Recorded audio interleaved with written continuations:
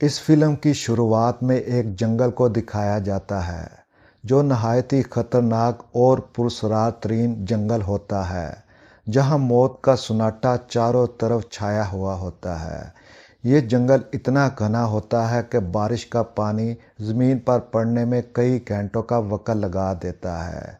जबकि इस फिल्म में दूसरी तरफ एक शख्स को दरख्तों के ऊपर लटका हुआ दिखाया जाता है। दरअसल ये एक अमेरिकी पायलट होता है जिसका जहाज़ तबाह हो चुका होता है और ये शख्स कई घंटों से इस दरख्त के ऊपर बेहोश लटका हुआ होता है। और इसके बाद इस शख्स को होश आता है तो इसको एहसास होता है कि वह दरख्तों के ऊपर लटका हुआ है। ये सोचकर ये खौफज़दा हो जाता है और अपने आप को छुड़ाने की बेहद कोशिश करता है, मगर नाकाम रहता है। मगर कई घंटों की मुसलसल कोशिश के बाद आखिरकार ये अपने आप को आज़ाद करवा लेता है और ज़मीन पर नीचे गिर जाता है। नीचे गिरने के बाद ये शख्स जंगल की जानब चलना शुरू कर देता है।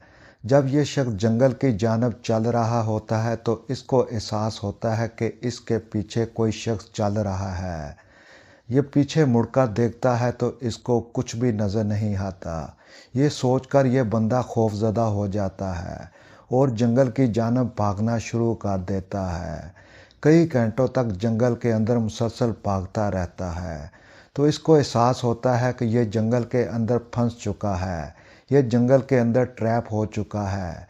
ये जंगल इतना बड़ा और घना होता है कि इसके अंदर से बाहर निकलना मुश्किल हो जाता है। ऊपर से इसके दुश्मन भी होते हैं और इस जंगल में ख़तरनाक तीन जानवर भी पाए जाते हैं। ये शख्स बाहर निकलने की भरपूर कोशिश करता है मगर इसको कोई रास्ता नज़र नहीं आता। अचानक से इसको एक शख्स नज़र आता है। ये इससे पूछता है कि तुम कौन हो। वो शख्स बताता है कि वो चाइनीज़ है और इसके पीछे जापान की फ़ौज लगी हुई है। वो चाइनीज़ अमेरिकी पायलट से पूछता है कि तुम कौन हो, तो वो बताता है कि मैं अमेरिकी पायलट हूँ, मेरा जहाज़ तबाह हो चुका है। अभी ये दोनों बातें कर रहे होते हैं कि इतने में जापान की फ़ौज आ जाती है और ये दोनों फौरी छुप जाते हैं और जापान की फ़ौज कुछ देर तक इन दोनों को तलाश करती रहती है मगर फिर आगे निकल जाती है। जिसके बाद ये दोनों फिर से उठकर चलना शुरू कर देते हैं।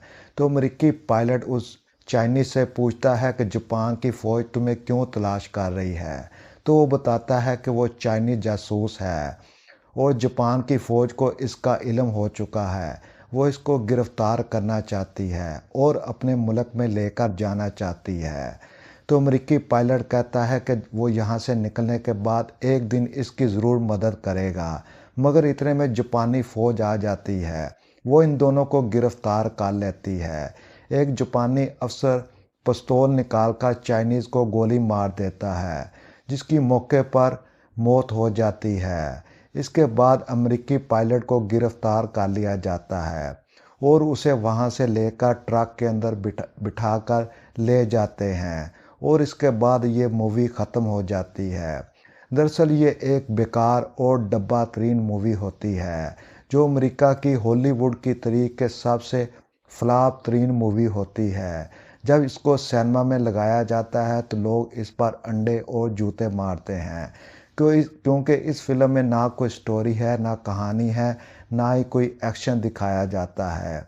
ये दुनिया की तारीख के सबसे बेकार तरीन मूवी बनाई गई है। क्या आपको लगता है कि ये अच्छी मूवी है? मुझे कमेंट में ज़रूर बताइएगा और मेरे चैनल को लाइक और सब्सक्राइब ज़रूर करिएगा ताकि मेरी आने वाली हर वीडियो को आप देख सकें।